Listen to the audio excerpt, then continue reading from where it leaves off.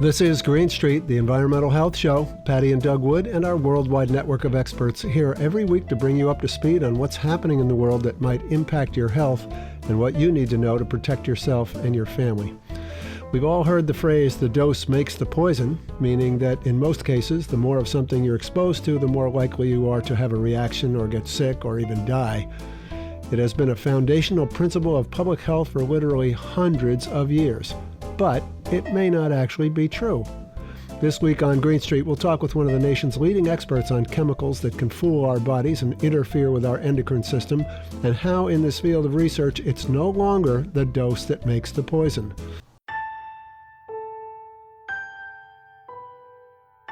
It's a little like Russian roulette. On the one hand, we have thousands of consumer products that contain chemicals that are known to mimic our own natural hormones and can completely disrupt our own endocrine system if they show up in our body at the wrong time. On the other, we have humans going through various stages of growth. If the human happens to eat, drink, inhale, or otherwise expose themselves to an endocrine disrupting chemical contained in one of those products at precisely the wrong time, the result could be a major change in their development. Something that was supposed to happen may not happen, or something that wasn't supposed to happen does. And of course, no one will ever know exactly what happened or how or when, but the human will be forever altered in their development. Dr. Thomas Zoeller is Professor Emeritus of Biology at the University of Massachusetts Amherst and is visiting professor in the School of Science and Technology at the University of Örebro, Sweden.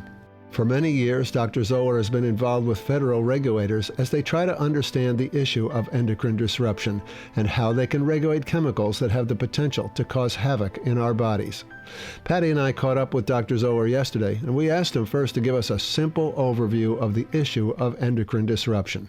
Where do you start? It's big and it's difficult.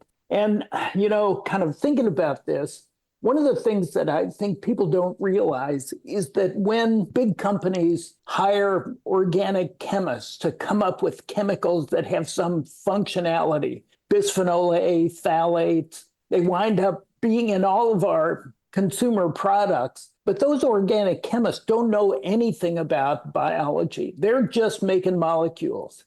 And they make those molecules at very high temperature and pressure. And they put things together that nature has never put together. A good example is bisphenol A. Who would have thought that bisphenol A looks structurally incredibly like thyroid hormone? And it actually binds to the thyroid hormone receptor. Who would have, the organic chemist wouldn't have thought that because they don't know anything about thyroid hormone or estrogen or androgen or any other hormone. Thyroid hormone is one of the body's most amazing chemical creations. During fetal development, it plays a critical role in how the brain develops. And as we get older, it's thyroid hormone that regulates metabolism, the process by which the body transforms food into energy. So anything that disrupts the normal function of thyroid hormone, especially during early development, can have catastrophic and lifelong consequences. Endocrine disrupting chemicals, or EDCs, are synthetic chemicals that look so much like our own hormones that they fool our bodies. They bind to hormone receptors meant for the real thing, effectively taking the place of our own hormones and disrupting the way our bodies are supposed to function. Government regulators have struggled with the issue of endocrine disruption, partly, says Dr. Zoeller, because they're not trained to understand how it works. I was asked to be on the EPA's Endocrine Disruptor Screening and Testing Advisory Committee back in the 1990s. And it's very disturbing to think that we're surrounded by chemicals that can interfere with hormone levels. And the way that the kind of regulatory toxicology looks at this, and, they have a tough job. That's the first thing. How are you going to protect 360 million Americans from environmental chemicals that wind up in our food and environment, water, air, et cetera?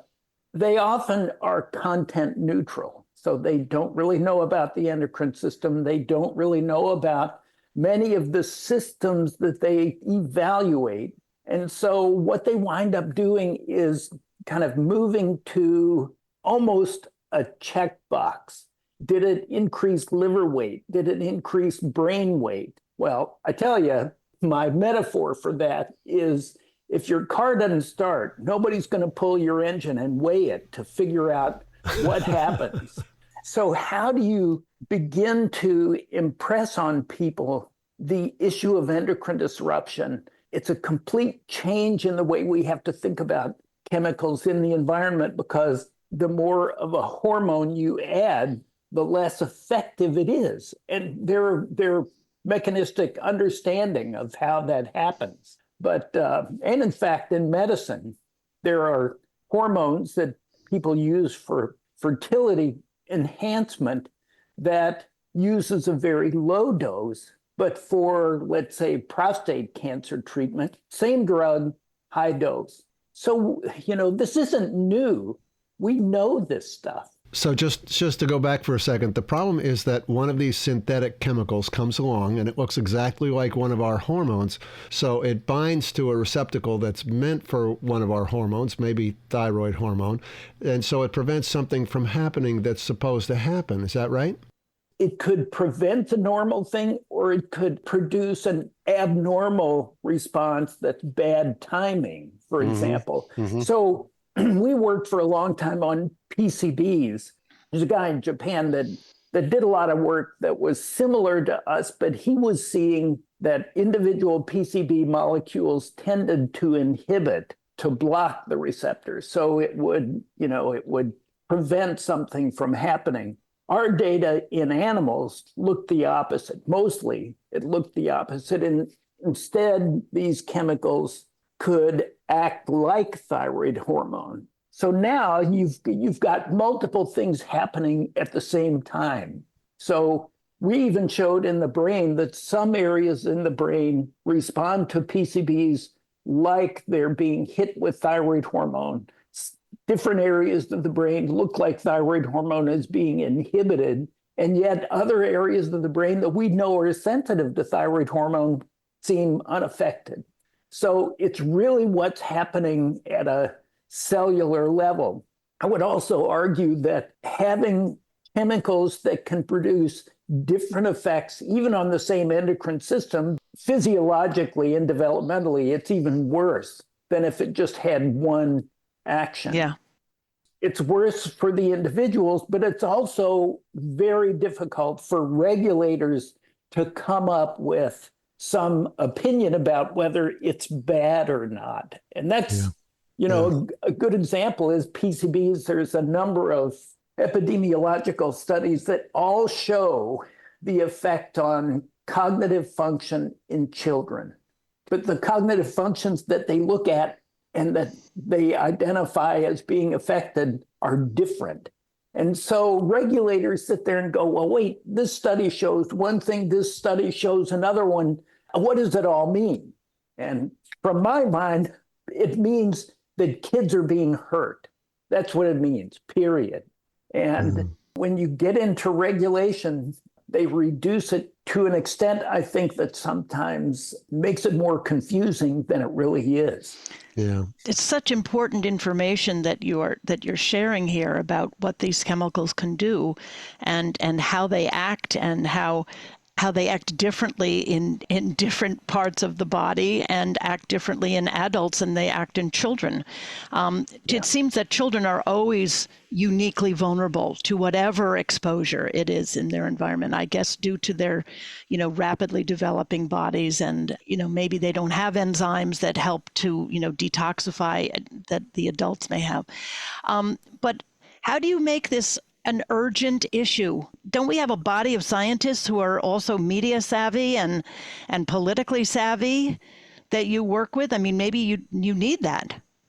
Yeah, no, there's no doubt about that. Scientists, are not trained, and certainly I was never trained to communicate with the public about an issue like this. And when I look at, I now have 3 grandkids. When I look at kind of the acquisition of language in little kids, they're very empirical, but they learn to infer,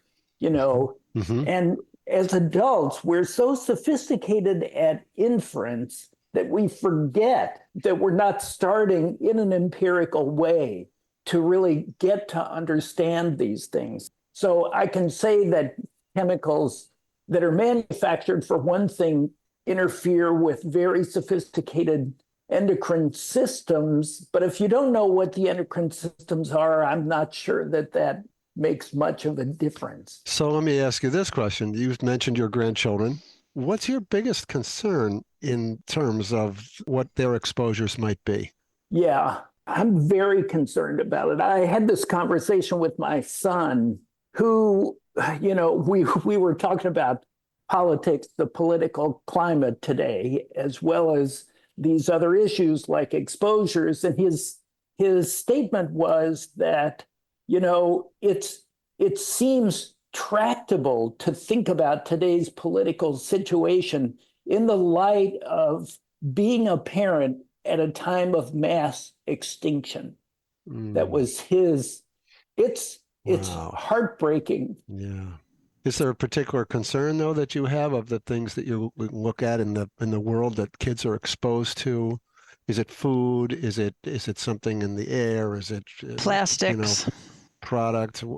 How do those things stack up on your list of things to be concerned about? Yes. Yes, that's the answer. Great. Great. Like a good example is there's a grandson that goes to daycare, and it's at a school. So they have these playgrounds with ripped up tires. Oh boy. I look at that and I think, what are you thinking? I mean, this is horrible. So I worry about that. I also worry that, anytime you buy packaged food, you run the risk. It's hard to live your life like that. Parents are being pulled in all kind of directions today, trying to take care of your kids in a way that I don't think I had to worry about. So, Tom, I want to ask you, before we go, I want to ask you about this Clarity study. This hadn't appeared on my radar screen, this debate about whether or not the animals that we're using to test things are the appropriate way to test them. Can you talk about this a little bit? Well, I mean, the whole Clarity experiment, first of all, I thought was brilliant. We could have a core study done by kind of a regulatory apparatus, but then to have independent scientists who actually do modern research. They're not just using calipers and a scale, which is, when it comes down to traditional toxicology, that's what they do. They weigh things, they measure things. That's pretty much it. So it was a brilliant idea that, first of all, FDA did not want to do. I was working on the Pew Charitable Trust review of FDA food safety. And so I was on their scientific advisory committee and met with FDA on a number of situations. And boy, they just thought this was awful. This was intrusive. The Obama administration had required that they do that. They were just, they were recalcitrant, to say the least. So I understand there was some controversy about the animals that were being used because the test results were not revealing what researchers like you knew to be true. Those animals had been bred for essentially, reproductive success for 50 years. So they were an altered kind of animal. What we found in the thyroid system was shocking. The very idea that we could reduce thyroid hormone levels in a developing animal and have no effect on the brain is just crazy. Yeah.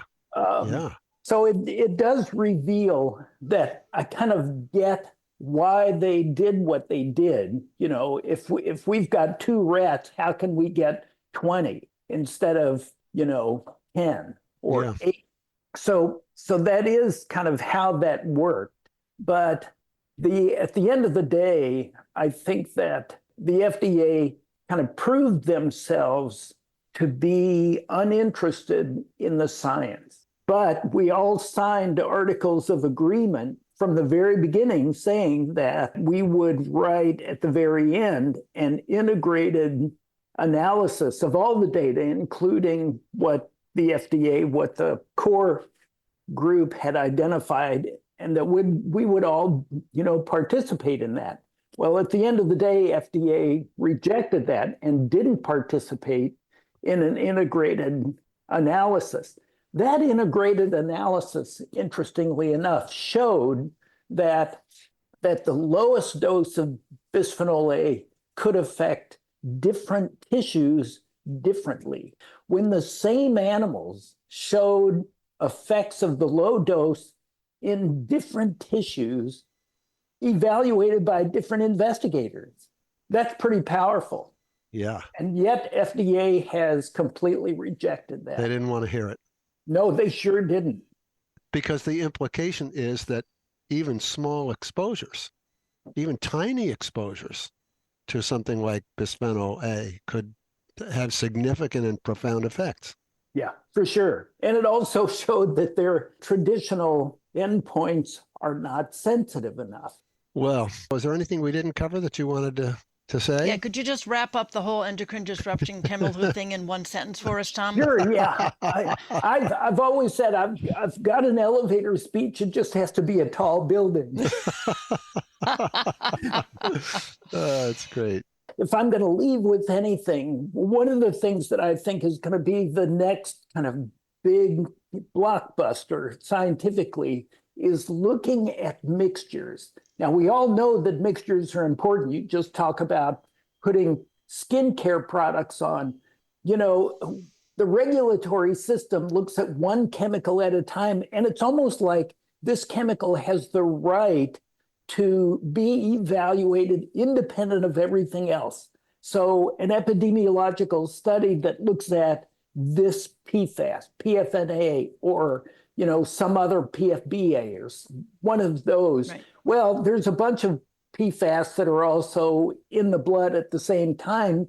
But, if we can't exclude the possibility that they contributed to the endpoint, then we can't use this. I mean, literally, that's what regulators are saying. Yeah, it's interesting. You're certainly not the first guest on our show who has suggested that, looking at environmentally toxic chemicals one at a time is really missing the point. The synergistic effects and the compound effects of these exposures is the way we experience them. We don't experience them one at a time. So before we go, let me ask you this question, which I like to ask our guests. Are you optimistic about the future? It's a good question. So I have to admit, watching the Democratic National Convention, I started to become optimistic. It's a feeling I haven't had in a long time. But I have to admit also, it's difficult to see how we're going to pull out of all this. I think one of the biggest things would be if the field of toxicology would begin to incorporate these kinds of concepts, because the concept of the dose makes the poison comes with a series of assumptions. One of the assumptions is it's not just dose makes the poison, it's linear. Well, biology isn't linear. They pride themselves in sticking with a 400-year-old maxim. Where in science is a 400-year-old concept still the one that we go by? Sure. So when I talk to regulators, oftentimes they're just not curious. They do have a hard job. An industry has worked for 10 years on a chemical. You can't change the playing field. But on the other hand, how many times do we read about 3M or DuPont or other big industries who knew things were bad and they squeezed all the money out of it? Dr. Thomas Zoeller, Professor Emeritus of Biology at the University of Massachusetts Amherst and one of our country's leading experts on endocrine disrupting chemicals, particularly thyroid hormone. That's going to do it for this edition of Green Street. Special thanks to our guest, Dr. Tom Zoeller, and all of our listeners across the country who are helping us reach more listeners with this important information. I'm Doug Wood. Patty and I will be back next week with another edition of Green Street. Thanks for listening.